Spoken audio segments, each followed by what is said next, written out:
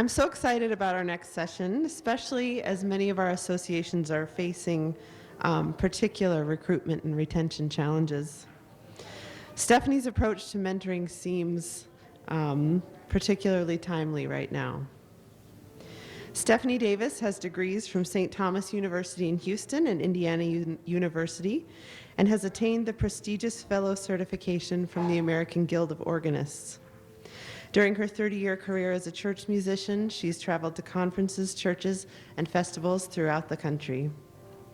In addition to maintaining a full piano studio, Stephanie is an active member of the Billings MTA, teaches classes at MSUB, mentors high school and student piano teachers, and collaborates with musicians of all ages in the Billings area.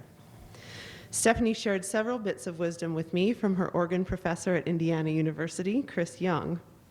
Chris used to say, just because you can't sight read it doesn't mean you can't play it. When Chris would tell her to slow down, her response used to be, but if I play it fast, the mistakes are shorter. To which he would reply, yes, but there are more of them. Doesn't that sound familiar? Please welcome our good friend, Stephanie Davis. Thank you.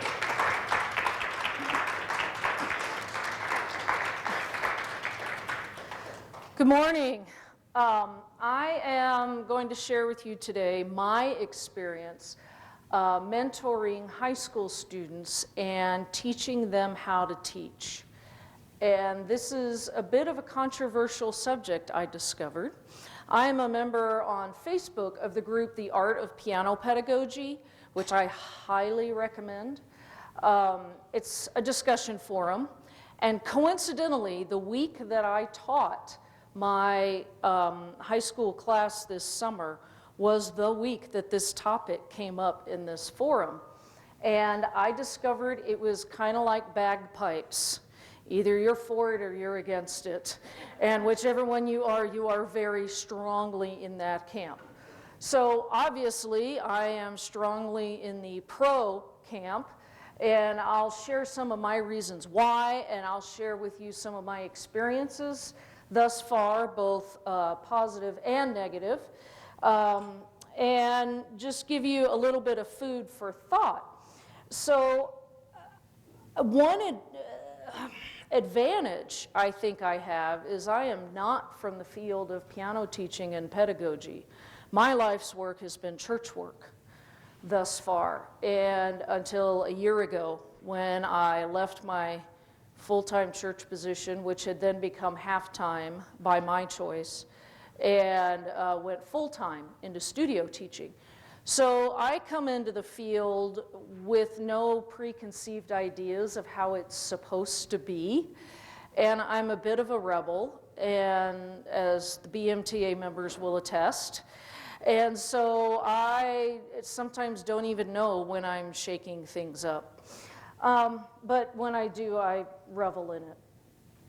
So I came up with this idea because in Billings, we have discovered that I have discovered, they may have already known, that we have a tremendous shortage of teachers. Even in a city as large in Montana as Billings, there aren't enough piano teachers to go around. Many of our piano teachers are full, and so when someone leaves or decides to downsize, there's no one to take these students, much less young ones who are coming up who say, Mom, I want to take piano lessons. And as many of you know, when a child expresses that interest, we want to jump on it. We want to get them going with that enthusiasm and excitement. And so at one point, I had more than 30 students on my waiting list. And I don't say just my waiting list, our waiting list, because one of the things I enjoy about our local association is it's very collegial. And I don't have room in my studio, hey, who else does? We didn't have room for many of these students. Another reason I feel like it's important is we have to replace ourselves.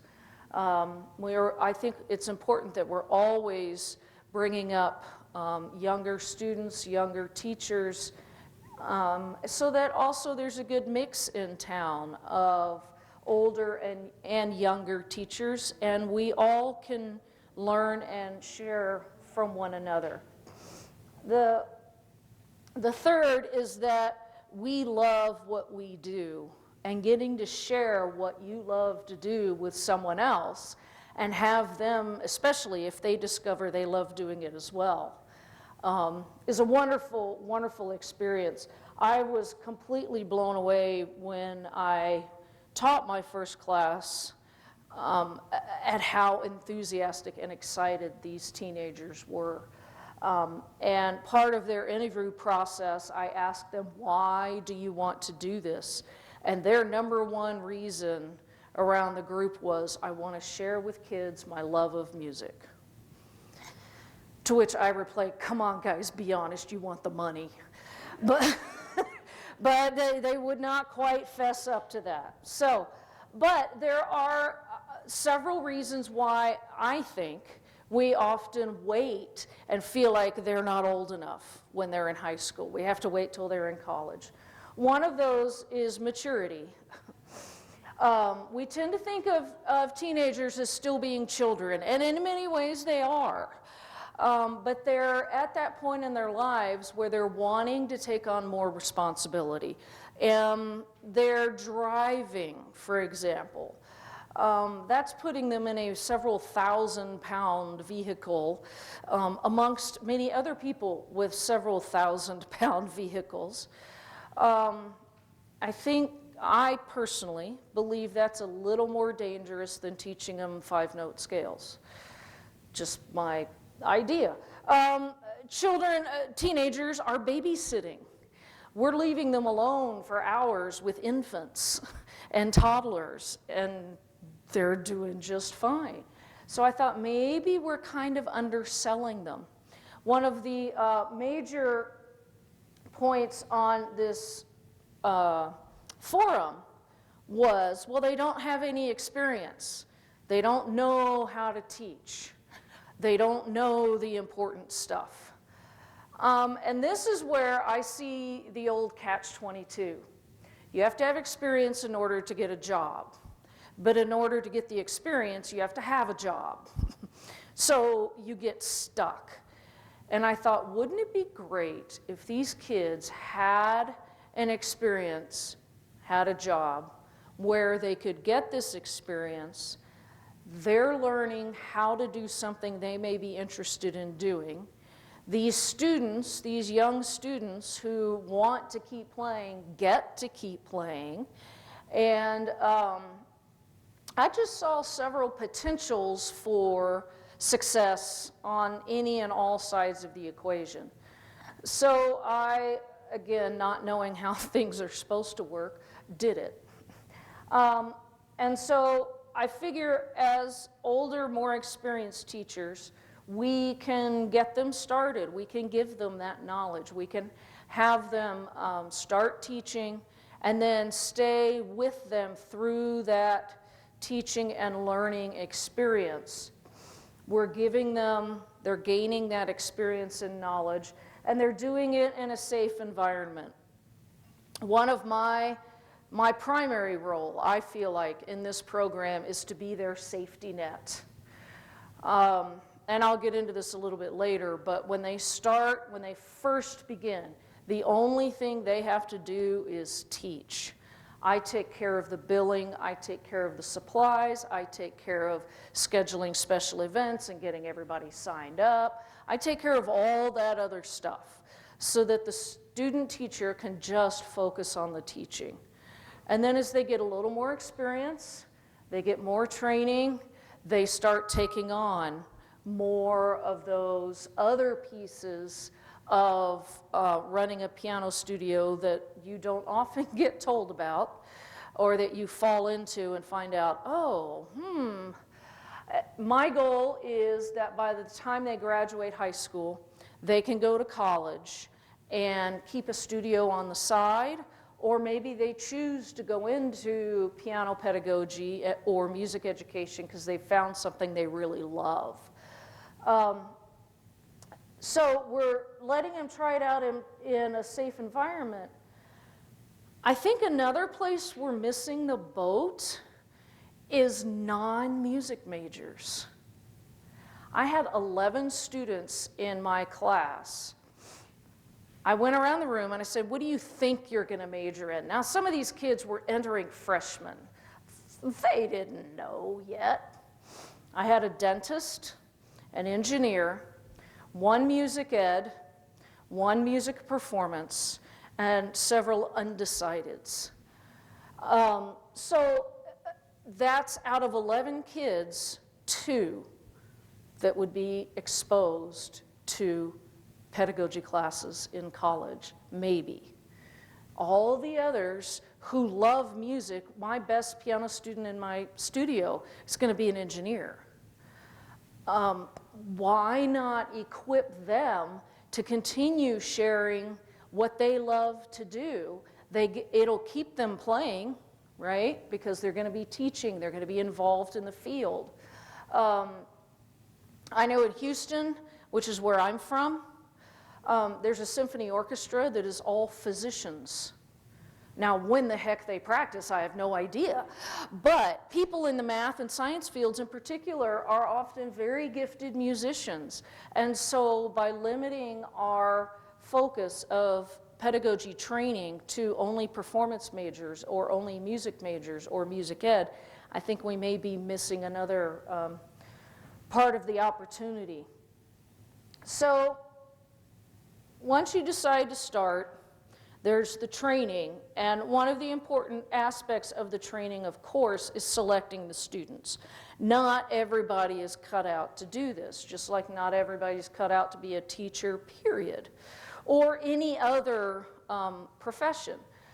And when you know your own students, you know who's got the knack. You know who's comfortable working with children. You know who's confident. You may even be able to see who can develop that confidence given the opportunity.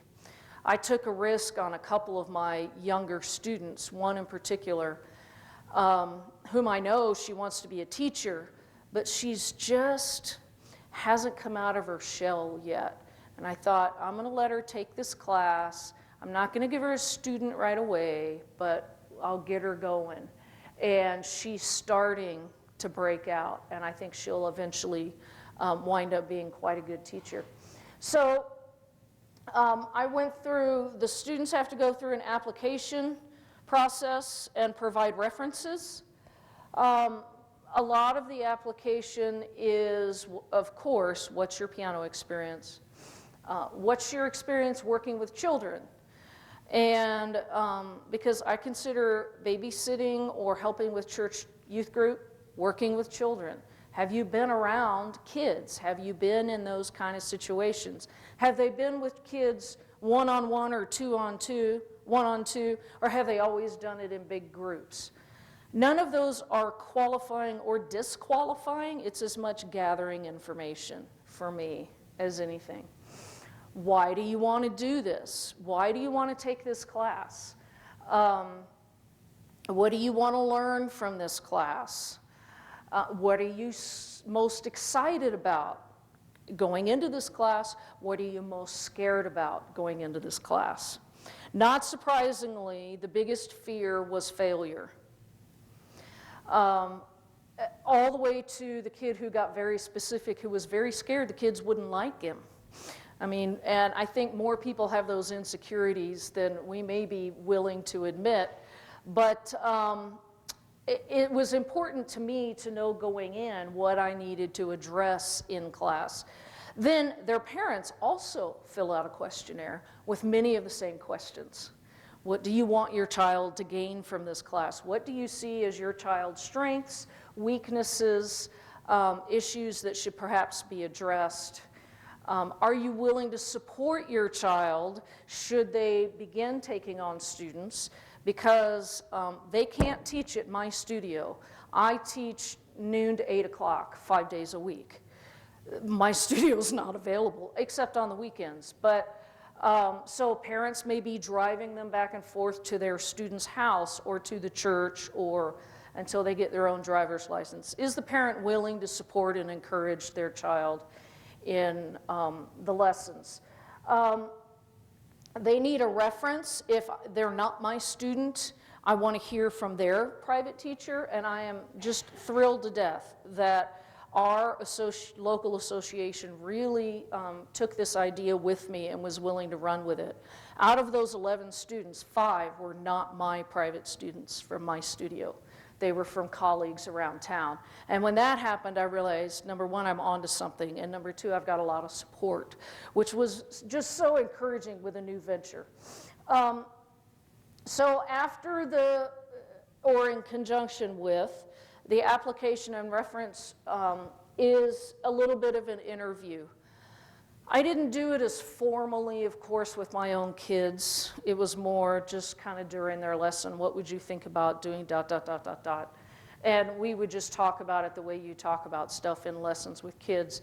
With the ones that were not my studio kids, frequently it was their parents with whom I visited, because the parents wanted to know, who the heck is this woman that my kid's piano teacher is sending them to, and why should I pay her for this class?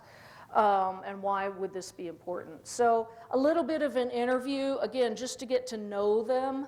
And this year I did not have to say to anyone, I don't think this is a good fit for you. But it would give me that opportunity, it would give them that opportunity before they pony up the money for the class to realize, maybe I really don't want to do this. And their commitment is to the class only at that point, at the beginning point. And I make it very clear, you are not guaranteed to get students. This is a training class, this is for you to get some experience. Students are given to you, passed on to you, referred to you, as you feel like you're ready for them, I feel like you're ready for them, your studio teacher feels like you're ready for them. If anybody in that little circle says, she needs some more practice or some more experience, I hold off giving them a private student. They started with a 15-hour training class. It was 3 hours a day over the course of a week. I wound up having to offer 2 classes, one in the morning and one in the afternoon, partly because of numbers and partly because of teenager schedules. And it actually worked quite well.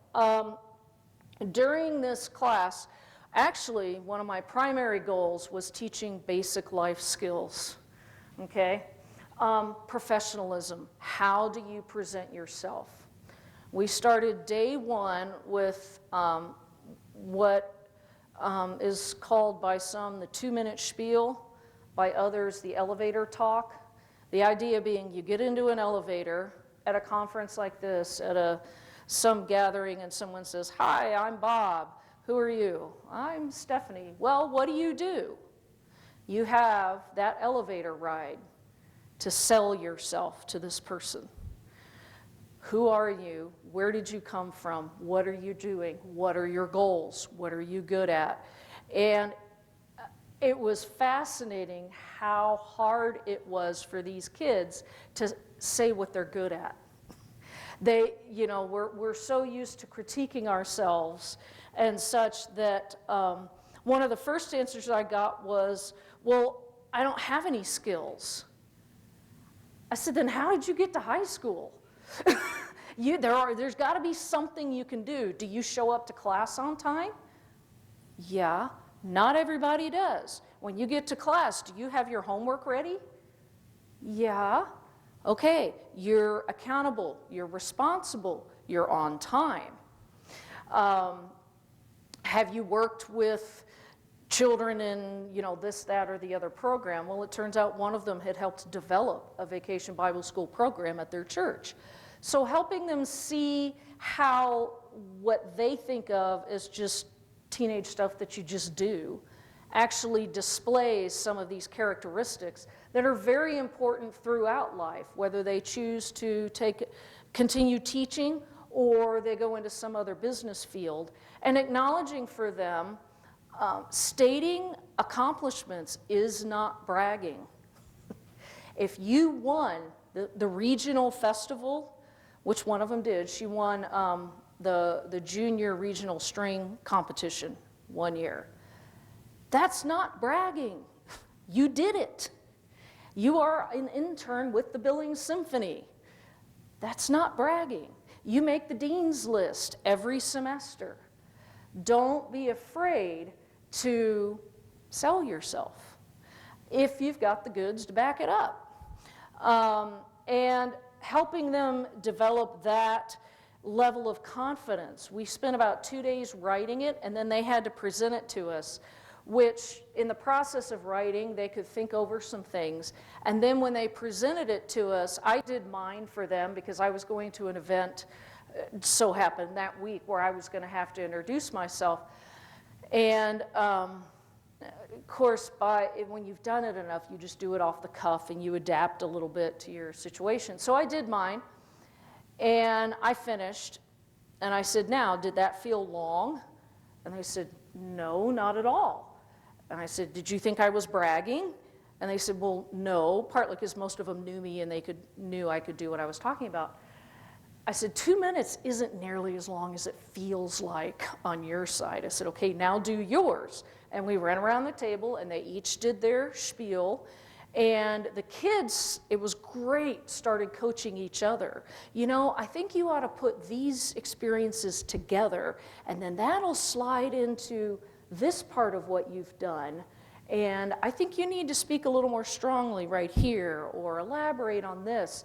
So immediately we got the peer work going, which I think is another important part of what we do, is sharing with each other what ideas we have and what worked, and conversely being vulnerable enough to hear from somebody, you know, I've seen you do this, but what if you tried, it might make it even stronger. We talked about dress. I said, when you're first meeting families, leggings, a sweatshirt, and a messy bun is not a good idea, okay? When you've known this kid for 6 or 9 months, and it's Friday, and you're in exam week, then maybe you can do that. But initially, you need to dress a little nicer than you might, even for school. You're presenting an image, and it's the old adage, you only get one chance to make a first impression. And I had one mom tell me her daughter had been teaching. She was a senior in high school, actually a completed senior. And her mom said the next day this girl started wearing slacks and a blouse when she went to her lessons. It was fascinating. So, and you know, I said, boys, pull your pants up. Thank goodness I don't have any of those boys, but you know, and girls, bras are underwear. That means they are under your clothing. So, you know, little things like that culturally have become okay, but I think put yourself on a higher plane, you know? We talked about communication. Texting is fine this day and age. In fact, it's almost often preferred. I prefer texting. Send me a text. I can check it anytime I want. Call me. I'm going to ignore you. It's going to go to voicemail. I might get back to you in 3 days. Email, likewise. But don't use emojis at the first impression. Looking forward to meeting you Friday. Smiley, heart, heart, piano keyboard. Again, give it a little time before you put the emojis in there. I said, you know, establish the relationship. A lot of the week was also spent talking about relationships and establishing those relationships. So other things we talked about during the training class were philosophy, not Plato, Socrates, but teaching philosophy. I said, okay, what do you want your studio to look like? What do you want it to feel like when your students come to class? And we talked about the fact that it's all on a continuum. Just because you want to study seriously and you want your kids to work hard, or you want to work hard, doesn't mean you can't also have fun. They're not opposites. It's just a continuum. And where do you want to fall on that continuum? I had them do a self-evaluation first. with the same criterion that I used. And I said, where do you fall in terms of competitive versus collaborative, serious versus fun, hardworking versus whenever I get to it. You know, just all these different, got them kind of thinking about themselves, and then I said, okay, now what would you like? If you opened a studio tomorrow with all the experience that you need, first off, tell me how you did it. And secondly, what would that look like? And it was fun for them, I think, to start dreaming just a little bit before they'd even really gotten their feet wet. The week included 5 hours of observation. I had students, my students, come in every day for a half an hour, 45 minutes, or an hour, depending on the student. And I was fortunate enough to have new students that were coming into me for the summer. So both the morning class and the afternoon class got to watch me deal with bringing in a new student and how I handle that. Each lesson, I would tell them ahead of time a little bit about the student, give them a little paragraph, personality, what they tend to struggle with, what they tend to do really well with, what they've been working on. And if I knew there was a particular issue with a child, I would tell them about that, and then we would talk about, okay, what kind of strategies can we use as a teacher for this particular student? And then they would sit and watch the lesson, and all of these students I had told ahead of time, okay, I'm teaching this class, and are you okay with a bunch of teenagers watching us have a lesson? And none of them had a problem with it. And we were able to set up such that the teenagers were behind us. So within just a couple minutes, I think the kids forgot they were there. And then did the lesson. And the students had a sheet of questions they were to answer as we went through the lesson. What was the first thing I said to the student? Why is that important? Was the student prepared? How did I deal with either the student's preparation or lack of preparation? How was the assignment made? Did the student understand the assignment? How did they respond to correction and critique? How did I change what I was trying to explain to them if they didn't get it the first time? Lots of things like that. My idea being, number one, it's much easier to listen to something when you've got specific things you're listening or watching for. But the other was then that was our basis of conversation after the student had left. And then we would spend 30 minutes or more discussing the lesson and what they had seen. Then by the end of the week, they started doing some mock lessons. And initially, I was the student, and I would sit down and think of one of my students and pretend to be that person. Well, then, of course, the kids wanted to do it to each other. But unfortunately, what I found they did that first day was they just tried to stump their buddies. You know, they tried to be the ultra, mega, incredibly difficult student. And I thought, okay, this isn't really helpful. So then I went home and wrote up, again, little bios based on my students and people whom I've experienced. And each person got a child bio. And we randomly paired them. One was a teacher, and then this person was the student with the bio. And we went ahead and told the teacher what the bio was. And we had the little boy that, you know, the squirmer, right, the wiggler. I described this little guy, I love him to death, but good heavens, it's like teaching a pinball. You know that one? Yeah. I've got the little girl who practices an hour a day. She's 8. And comes in with most of her pieces memorized. Responds like that to any kind of instruction. And it was funny, the kids found the prepared students harder. Because what do you say? You know, so number one, we practiced. I said, okay, you did that really well. I said, is that helpful? Well, no. I said, why not? What did I do well? I said, you gotta be specific. Don't just say, that was really good. Your fingering was good. I liked your phrasing. I thought you handled this tricky spot really well. I love the fact that you're starting to pay better attention to the fingering. I noticed that when you missed this accidental, you real quickly fixed it. You're hearing those mistakes better and self-correcting. That's great. I said, be very specific and tell them what they're doing well, because then they're going to keep doing that. If you just give them a generic, you did great. Yeah, it's nice affirmation, but it's not really helpful. And then we talked about how they could, maybe they have that student who's super prepared, go back and try it in a completely different way. Let's take this forte section and let's play it piano and see what happens when we do that. And then you can discuss musical choices and why the composer might have done X, Y, or Z.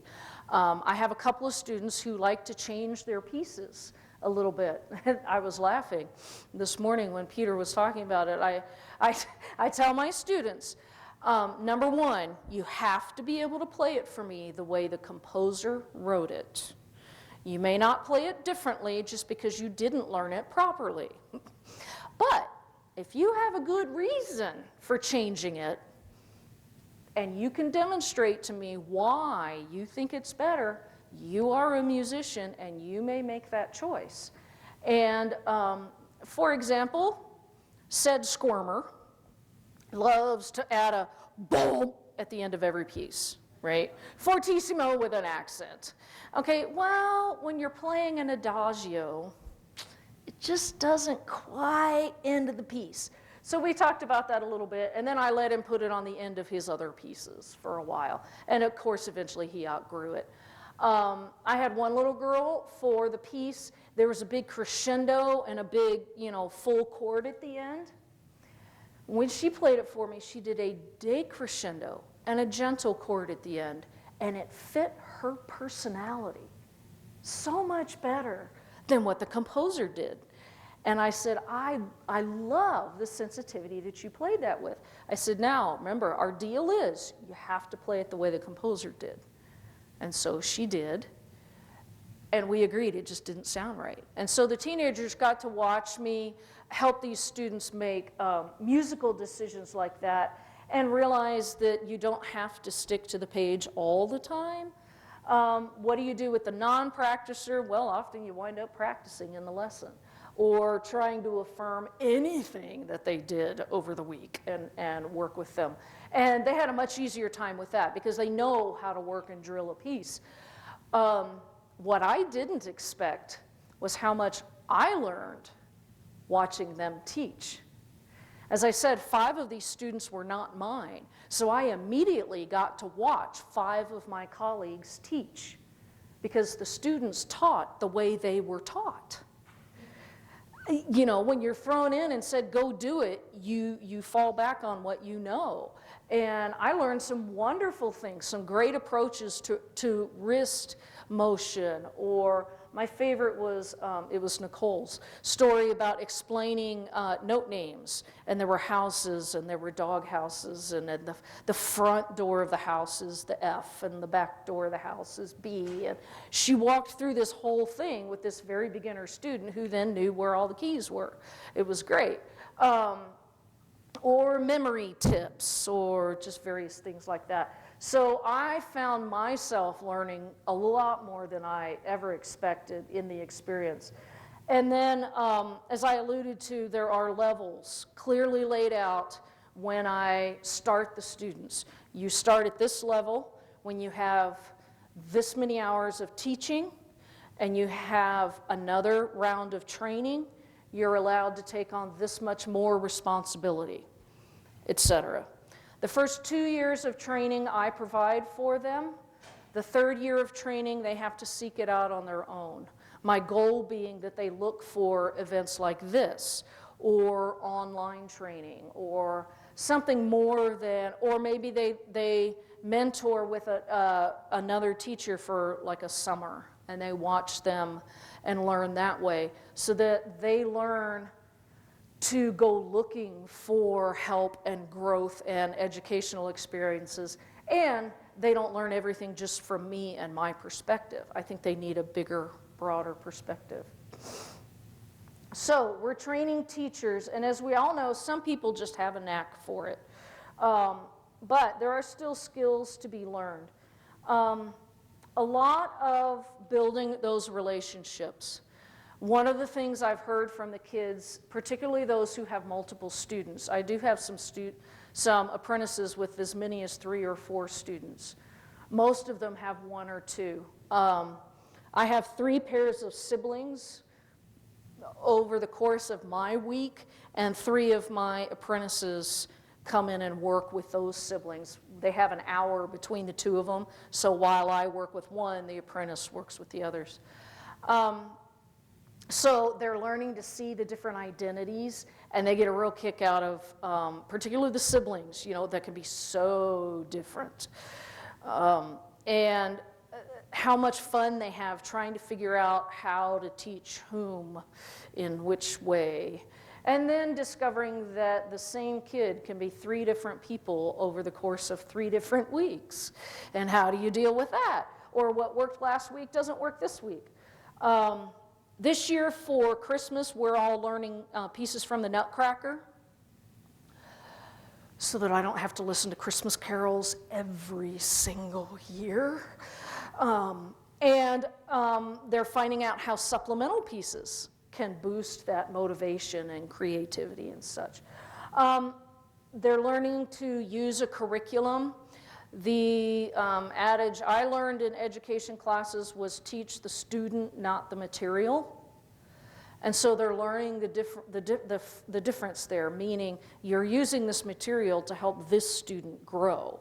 You're not trying to get this kid through these pieces. And how to use the material as a tool rather than as a goal in itself. Preparation, you got to be ready when that kid walks in the door. And I had one girl laugh. She said, "So what do you do when that student shows up 15 minutes early and you were going to use that 15 minutes to prepare for their lesson?" I said, "Well, what did you do?" She said, "I just jumped in and gave it my best shot." I said, "That is a perfectly acceptable choice." I said, "What I do is I prepare after the previous lesson." Or you learn the kid that comes early and you make sure you're ready early. So that preparation, are you a sticker giver or a game player, or do they need a new set of books? You can't figure out the day before their lesson that they need a new set of books because Hanson, our local music shop, might not have it in stock. You've got to be thinking ahead in your game. Keeping notes on students. I didn't do this until my studio got up to 4, 5, 6 kids and I started not being able to keep track. Even though they only have 1 or 2 students, they are required to keep notes about those students, and they submit that to me once a month, and that's their timesheet for the month. That's how they get paid, is they give me a summary of what have you worked on, what went well, what is your student struggling with, what have they achieved this month, and then any other plans or comments or questions they have, so that they get in that habit. And I said the other thing is you can look back over the year and gain some perspective. Was this student struggling for a couple of months but then broke out of it? Did you miss 3 lessons in a row? Did you, it just really helps to have that written record, I think, because we don't always remember completely accurately. And then another skill I think that's important, especially for teachers, is sharing ideas and techniques, because we're all constantly learning how to work with all these students. The big issue right now for my apprentices is how to get that non-note reader to start reading, particularly the one who just really doesn't want to. How do you do that? And so we're going to have a meeting sometime in the next couple of weeks, and I'm going to have them spitball and share ideas and then share with them what I'm doing, because I have a young man who's in 4th grade, did his own arrangement of the 1812 Overture, learned Scott Joplin, Free-Release. He's got excellent musical taste. Horrible technique. Loves to play. will not read. Because he can't read at the level he can play. And so, why bother, right? And so I'm going to talk them through how I'm coaching him and the little steps that I'm taking to get him. I've had him for just a little over a year now. He loves Michael Jackson. I said, okay, if that's what it takes to get him to read, I will play Michael Jackson. Better yet, he will play Michael Jackson. I will listen. So we printed off a couple of pieces, and I'm looking at these pieces going, good. Do you have any idea what kind of syncopation and coordination is in Michael Jackson music? It's insane. And this kid just does it. I show him the left-hand pattern. We still do work by rote. I show him the left-hand pattern. I show him the right-hand pattern. I show him, put them together, and then I have to sit back because he's not a talker. He was 6 months into lessons with me before I got any further than, He's just not a talker. So, and I am. And so I had to learn to just sit and let him figure it out. And in fact, I would actually say, mostly to myself, out loud, I'm going to let you work on this, but I'm not going to help unless you ask. And then I'll watch him work on it. And either he'll ask for help or he gets it. Well, for the first time, 2 weeks ago, he pulled out the sheet music of the piece he was working on because I showed him this pattern here that's tricky to line up, and I drew the lines between the notes that connect, and I said, this is how it lines up. Came to his lesson, I said, okay, let's pull out, I can't even remember the name of the piece right now, doesn't matter. And oh, somebody's watching me, whatever. I said, okay, let me hear what you got. He pulled out his sheet music, studied those 2 measures for a minute to get the alignment, and then went off. Yes. Now, we also read 6 and 8 measure little quarter note, half note things. He can read. We just got to get his level up. So that's going to be our next roundtable with the students, and they love sharing ideas with each other. And there's always that, oh my gosh, I never thought of that idea that comes out. So it's great. They're dealing with different personalities. They're dealing with the non-talker and learning to accept that just because he doesn't talk to you doesn't mean he doesn't like you, or doesn't mean that there's something wrong in the wiring. He just doesn't talk. On the other hand, I've got the one who's more like me that would talk the entire lesson. So, you know, how do you gear them that way? How do you work with a very studious person who gets everything in line and follows your directions explicitly and then gets frustrated when she can't play it perfectly? Versus the kid that plays through all the notes, gets all the notes right, and there we go, and now I'm done. Or the little boy that thinks the faster he can play it, the better he's learned it.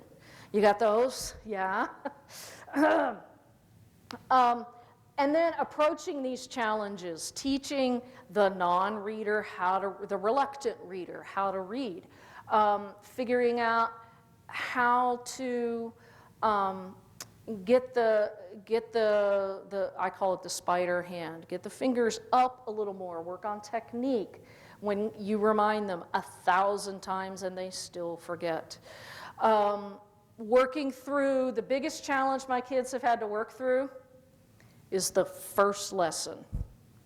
The very first, they are scared to death of the first, they just know they're gonna totally bomb. And I said, it's 30 minutes. What's the worst that can happen? And I'm here. What's the worst that can happen in 30 minutes, right? As long as you have no blood, no vomit, and hopefully no tears, you've had a successful lesson. Your first time out, guys, okay? I make notes for them. Then my job, I feel like at that first lesson, is to write down everything that happened and then go back over it with them, because you can't process it while you're in it. And I very rarely have major critiques for them. And often I'm able to say to them, you know what, you ran into this difficulty, and I was sitting back there and I immediately knew what I would do. and you did something completely different than how I would have handled it, and it worked great. And they kind of go, oh, really? I said, yeah, you've got different experiences than I do. You've had a different teacher than I've had, most of them.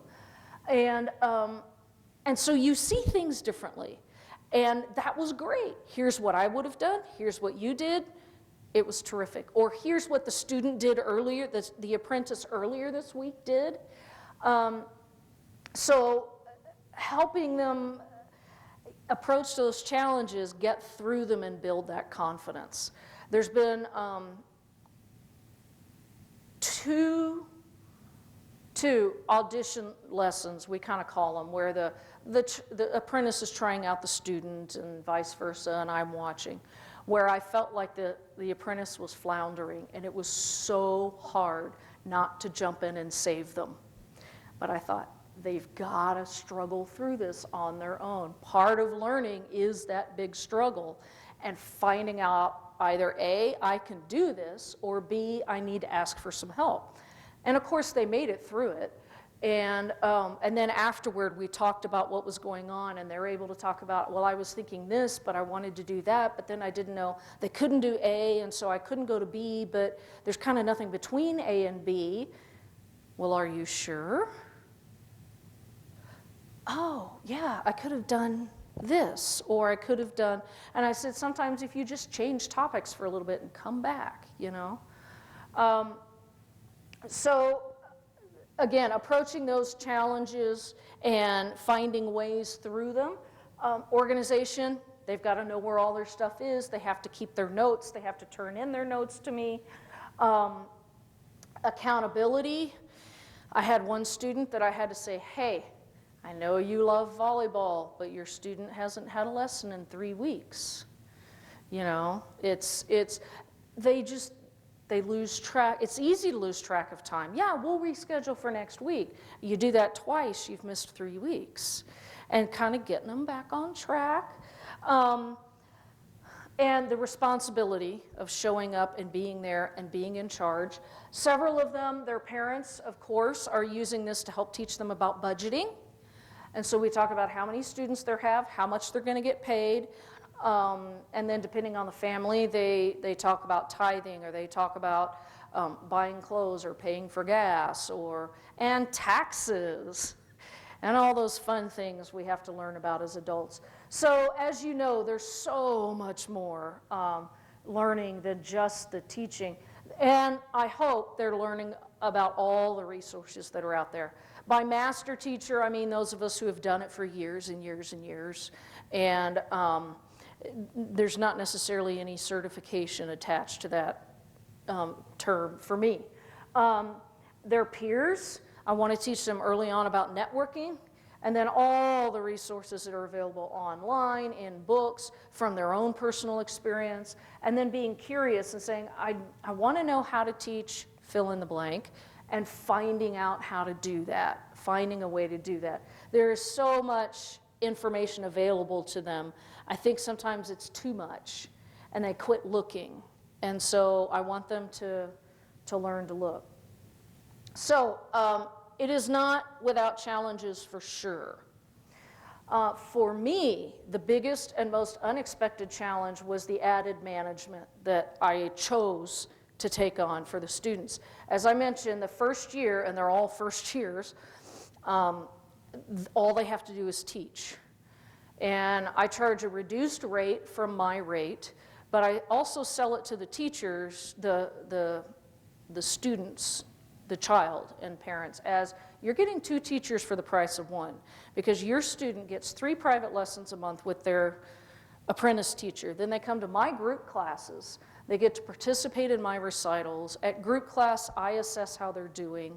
If something is going wrong in lessons, or you feel like they aren't progressing the way they should be, they come and have a lesson with me automatically at no charge, so that I can figure out what's going on and get them going back in the right direction. Then the first year, the student gets half of that. I said, where else can you, at age 15, make $20 an hour, not have to wear a uniform, and not have to sweat? And they said, sign me up. So, then as they take on more responsibility, they'll get a bigger cut of that. But as I said, I chose to take on that extra management because I want them to be able to focus on what I think is the harder part for them. If they need me, I'll run and buy books for them so that they can just pick them up at the studio. They don't have to browse and hunt for it. Or if they need games or whatever, I take care of all of that for them the first year if they want me to. I'll let them do as much as they want on their own, but I'm there to support and encourage them and enable them to do their best work the first year. And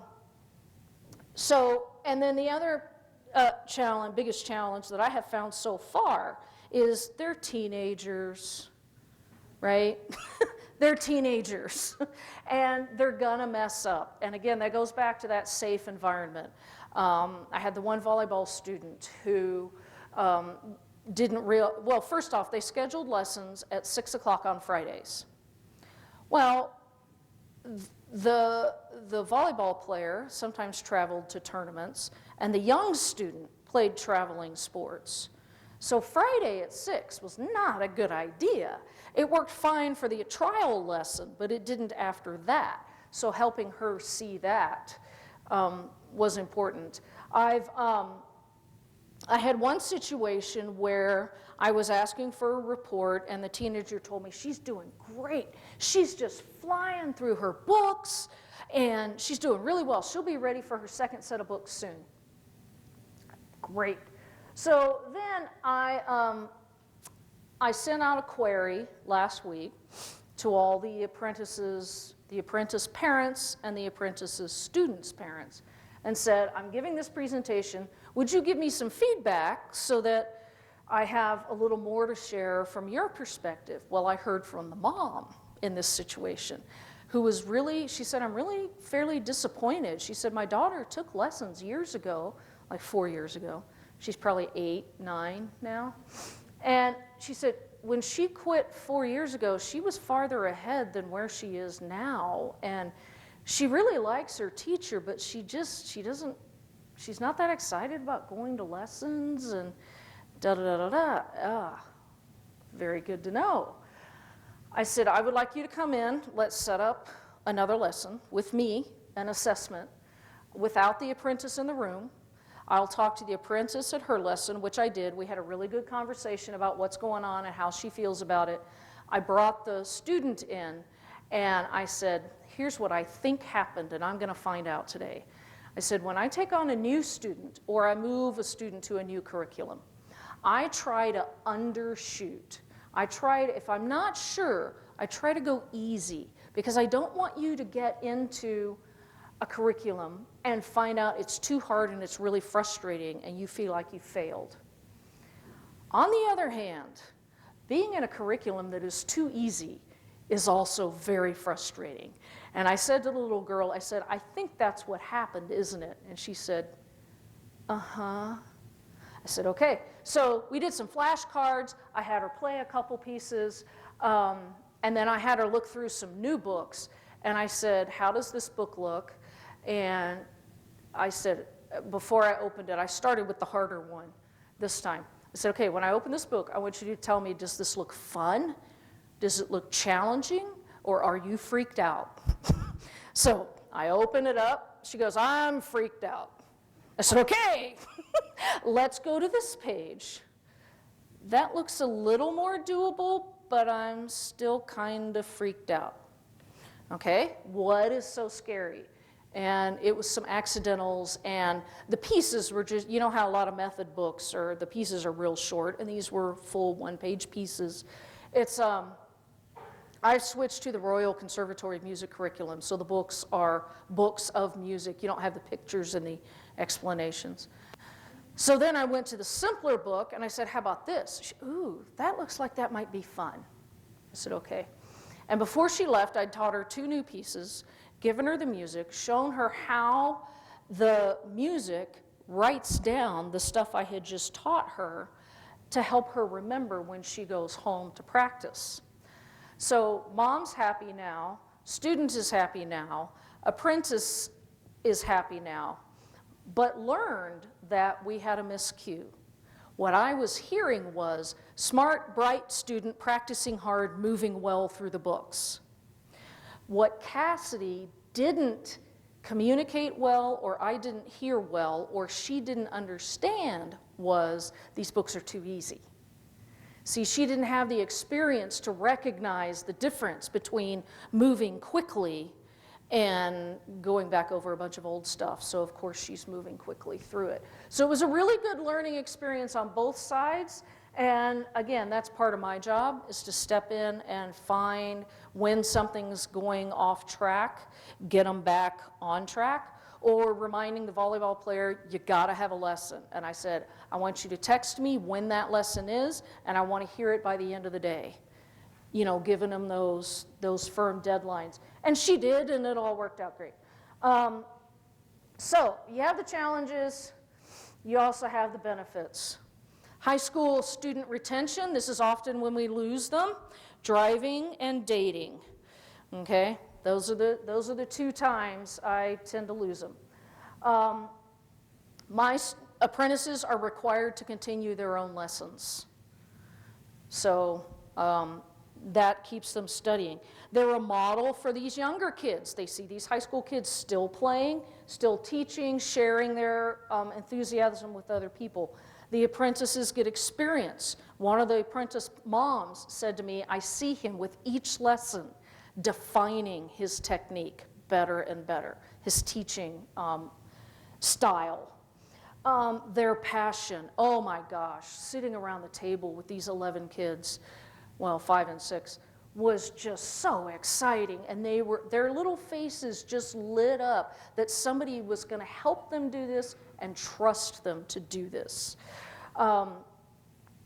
We have a bigger teacher pool in town now, and these students, number one, are going to graduate and move on, so their students are automatically going to get handed off to other teachers. And they're finding what they enjoy. I've already got one young lady who said, I do not enjoy teaching rank beginners. I want them to be able to do something. I said, okay, I will not give you the 4-year-old who wants to start little. I'll give you the 8, 9-year-old. And she's got the skills to do that. The apprentices have told me that they have much higher appreciation for their own teachers, and not just their piano teachers, actually, because they realize now what it takes to steer somebody in the correct direction, much less 25 somebodies 8 times a day at school. The students inspire the teachers. They have inspired me in my work. They have found that they're little, she said, one of them said, if I tell my student to go home and practice with a metronome, guess what I need to be doing at my next practice session, right?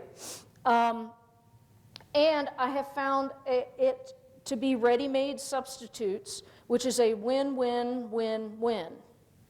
Okay? The apprentice wins because they get experience. The young student wins because they get to hear about the same piece from another perspective. The parent wins because they don't have to try to schedule a makeup, and they get a little bit of a discount on that lesson because it's taught by the apprentice and not by me. And I win because, for example, at the college, sometimes I have to go over and play a recital or attend an event or whatever.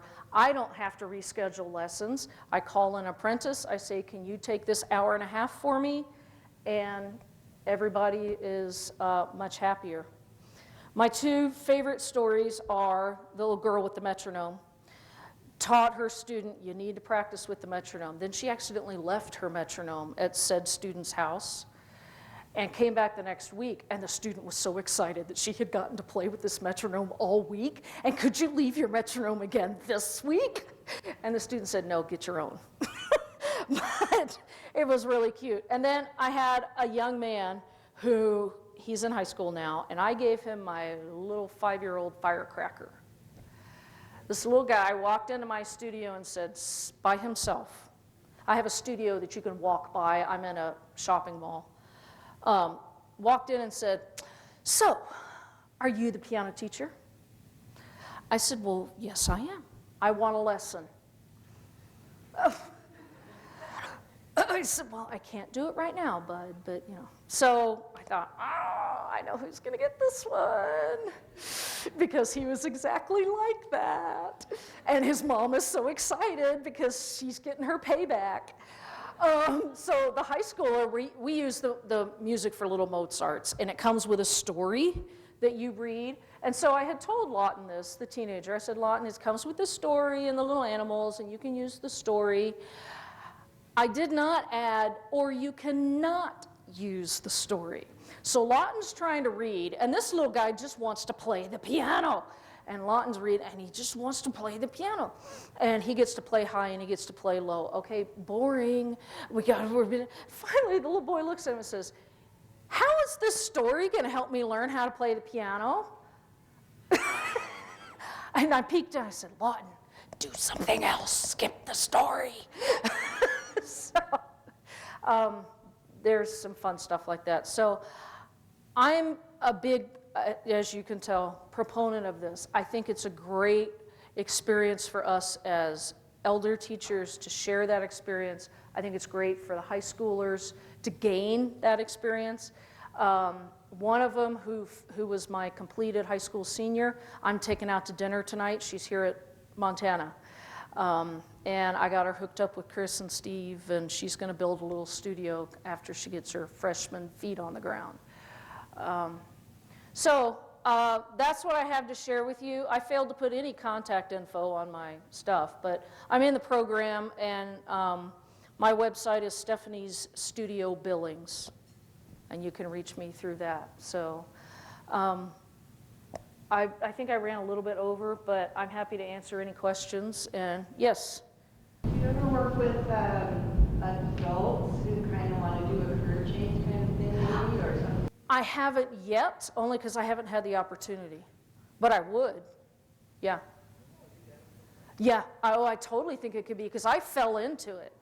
You know, my kid got a keyboard for Christmas. Can you teach him lessons? I don't know, but I know more than he does, so, you know, we'll start. I was wondering, are there any techniques pioneered by your apprentices that you have adapted yourself? I've watched I've learned a couple of games, and I've learned the story to explain the letters, and I've learned some techniques of teaching technique that I've adapted. So yeah, I've actually learned quite a bit from them. Yeah. Yeah. So how do you get students to work with these apprentices? Is it just your newer ones who say, I don't have room for it? Yes, it's my newer, when I get the referrals, I tell them I don't have room in my studio, but I do have several trained apprentices who are eager to take on students. So I emphasize the fact that they do have training, and I said, if that's something you'd be interested in, I can give you more information, and I have yet to have any. I think I've had one say, no thanks, I'm going to go a different direction. Everybody else has been, oh, that sounds really cool, you know. In fact, I had one contact me over the summer and ask for an apprentice. I don't want you to teach me, I want one of your apprentices to, because she thought it was such a cool thing. So, yeah. What's kind of your minimum playing level that you require your students? Age-wise, they have to be 14, which is basically heading into high school. Playing-wise, they need to be facile at least probably late intermediate. You know, they've got to be able to play well enough that they can demonstrate good technique, practice habits, and a commitment to the art. If you've got the one that's still just chunking through music, I won't have them. I won't. I'm very fortunate that everybody who signed up this year are very skilled pianists, so I have no hesitation. On behalf of Billings, we want to say that we went through bylaw changes this year, and we added high school student members on our local level only, so that they can, provided they meet all of the qualifications of having gone through the program and are teaching, they can enter students in our local festivals, not anything state, not anything national, but they can do that. And as I said, my, competition way, but, you know, more the, like the Christmas marathon that we have, and actually our Sonatine Festival. yep, and like I said, my local association has been incredibly supportive. For, if you couldn't hear, our local association changed our bylaws to allow high school students to enter their students in events that are not sponsored by the national organization or state, right? So just our local marathons and fun stuff. And I sign off on it. They don't get to send their kids just because they want to send their kids. Either I or their own studio teacher when they're working with them. Somebody has to sign off that, yes, that student is indeed prepared. But yeah, and I think I'm going to have some playing in the winter in our winter festival. So yeah. I was going to say too, we didn't just come up with that idea. Jessica was happy to coordinate us with Oregon. Oregon has this in their bylaws. Any other pre-lunch questions other than where are we going to eat? All right. Thank you very much. I'm happy to answer questions, send you materials, whatever. So, appreciate it.